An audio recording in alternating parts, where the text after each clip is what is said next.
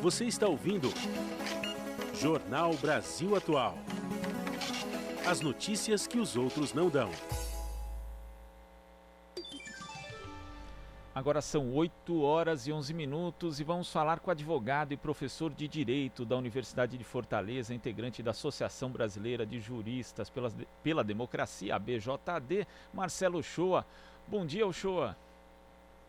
Bom dia, Glauco. Bom dia, Lu. Bom dia a todos que fazem o Jornal Brasil Atual.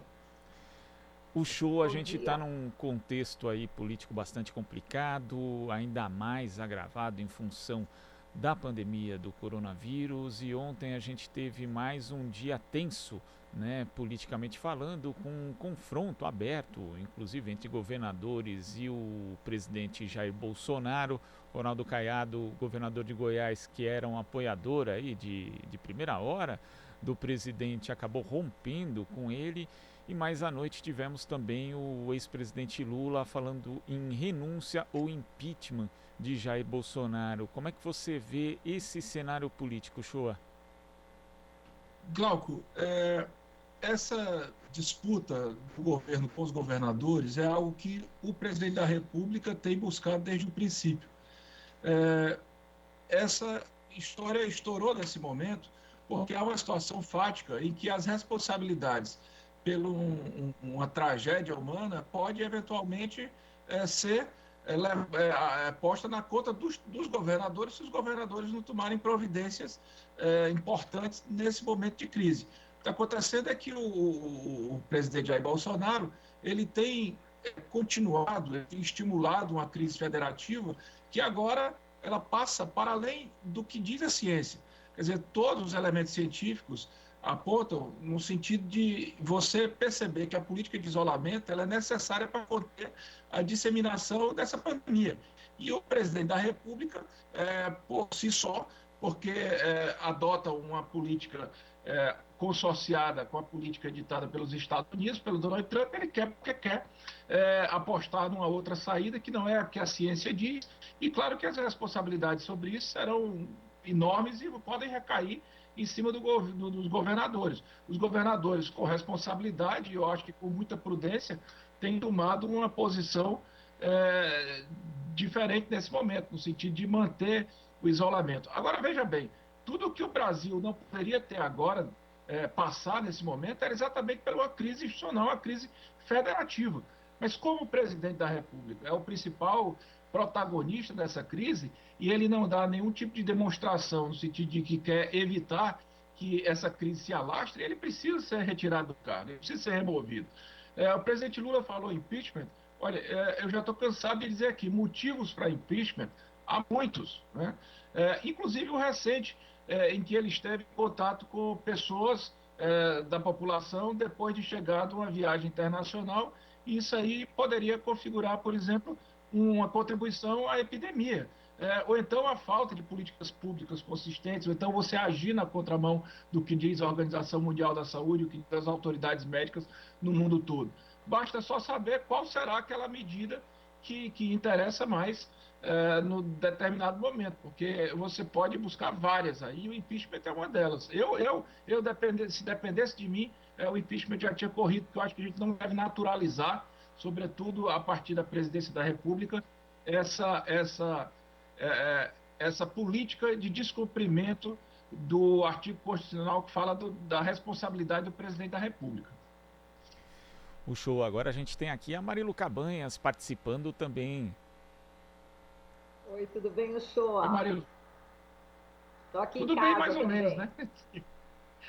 Pois é, mas você está com o Ademir Martins aí atrás de você. Eu estou me aproximando mais do Ceará, tá vendo? Como é que é? Desculpa, eu justamente estava tirando, porque eu estou ouvindo a minha voz. Peraí. Diga lá, agora eu vou conseguir ouvir melhor, o show, diga. Eu gostei de você estar com o Ademir Martins aí atrás, isso aí aproxima mais do Ceará, tá vendo? PTT que todo Ademir Martins do gato. É que se eu vou pedir permissão para o Eduardo Quirino, só levantar um minutinho aqui, olha lá o gato, tá vendo? É isso aí, nosso querido Ademir Martins, é uma gravura dele, né? Eu ganhei de uma entrevista, foi emocionada. Mas vamos lá, o show, falando fortes emoções que que a gente está vivendo aqui no Brasil. O ex-presidente Lula, né, em vídeo com o Fernando Haddad, ele disse o seguinte também, que o ministro da Saúde deveria ir ao Congresso para se explicar, não é? Porque a reação agora do ministro da Saúde também está causando uma certa estranheza. Você não acha, não, Flor? Eu acho que o ministro da Saúde, que vinha tomando uma atitude prudente, ele voltou fortemente no posicionamento dele anterior, né? O ministro da Saúde chegou a dizer que é possível o não isolamento no caso de igrejas, quer dizer, claramente priorizando certos setores de apoio a este governo que não podem ser prestigiadas se está em jogo a preservação e a garantia da vida humana, né? Então, assim, o ministro da Saúde, ele tinha duas opções na hora que ele ficou absolutamente claro que o posicionamento dele não era o posicionamento do presidente da República, era entregar o cargo, ou então sustentar essa posição, mas assumindo as responsabilidades. E ser chamado ao Congresso, eu acho que deve ser uma medida importante, sabe? Porque você não pode mudar da água para o vinho como se isso não tivesse a ver com fundamentos científicos, que era o que ele vinha afirmando, só porque o presidente da República mudou de estratégia. Aliás, mudou de estratégia porque quando o cara muda, e você sabe que a autoridade muda, mas é pro bono, tudo bem. Mas nesse caso aí é o contrário, né? Muito feio isso para manter um cargo. Pois é, e também esse. Diga, não sei, estou ouvindo aqui a minha voz, vou ficar um pouco, vou tirar aqui o fone de novo. São problemas que a gente tem que enfrentar nesse período, né? O show. Em relação agora, o protagonismo que está tendo neste momento, né, entre os governadores, o governador de São Paulo, João Dória, né, que teve esse embate com o presidente da República. E como é que você está vendo, né, exatamente essa atuação, né, dos governadores e o que você prevê, né, daqui para frente? Hoje é um dia decisivo também, não, show? Marilu, eu fiquei muito impactado com aquela cena, sabe? Porque o governador de São Paulo, de fato, fez uma colocação demonstrando um descontentamento com a posição do governo federal que ele fez do ponto de vista da estratégia tocada para evitar que a epidemia se alastrasse. E o presidente da República, por sua vez, respondeu com uma justificativa eleitoral inacreditável. Ele disse, porque o senhor está olhando para a minha cadeira de 2022 e nós não podemos, e eu não posso aceitar isso. Quer dizer, ele mudou completamente o assunto, a discussão sobre como é que você podia conter ou não a epidemia por questão da disputa presidencial, demonstrando aí o total desequilíbrio, uma total incapacidade de lidar com o debate público, de lidar com a divergência. Eu acho que nessa disputa, especificamente, o governador de São Paulo tem razão. Embora discorde do governador de São Paulo em quase tudo que ele pensa do ponto de vista ideológico, mas entre a postura dele e a do presidente da República, eu acho que a postura do governador de São Paulo é muito mais urbana, muito mais elegante, muito mais condizente com o que deve ser a política do que a do presidente da República, que é a postura de quem não tem o menor equilíbrio emocional, né? Por nada que as pessoas dizem, tem que interditar o presidente, porque o presidente ele cria conflito por cima de conflito, e isso aí, claro, dificulta a nossa situação num cenário desse, sem falar na desinformação. Imagina aí, quantos milhares de pessoas não estarão nas ruas hoje no Brasil porque acreditam piamente que o presidente da República dizendo é a melhor conduta. Isso é uma irresponsabilidade tremenda, né?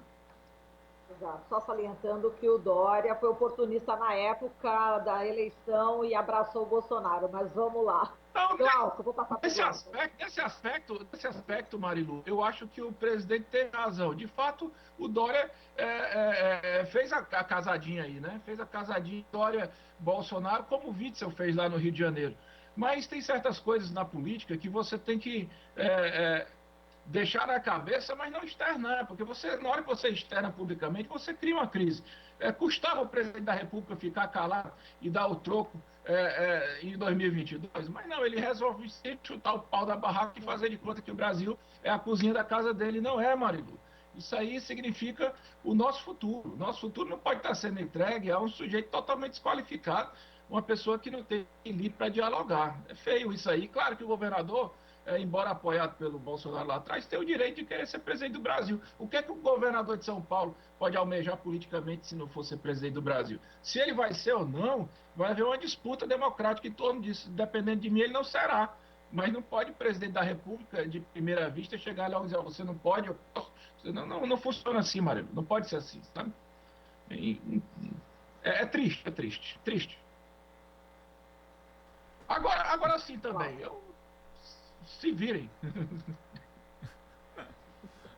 Uchoa, eu queria saber de você, né, com base nisso que você falou a respeito do Bolsonaro procurar sempre o confronto. Isso parece uma estratégia política dele. Ele se elegeu assim, procurando sempre escolher inimigos para se sobressair e também explorando medo, né? A gente sabe aí que o Bolsonaro mais de uma vez declarou durante mesmo a campanha e no exercício da presidência de que as pessoas teriam que escolher ou emprego ou direitos, e agora ele radicaliza esse discurso, né, para minimizar a epidemia do coronavírus, diz que a economia não pode parar e explora de novo esse medo das pessoas perderem o emprego, de perderem seu sustento, de irem para a miséria. Você acha que esse tipo de estratégia, de exploração do medo das pessoas vai dar certo agora, Uchoa? Aí é que tá, Glauco. Ele sempre explorou o medo porque ele sabia que tinha um reflexo social. Só que esse reflexo social ele diminuiu fortemente nesses últimos dias.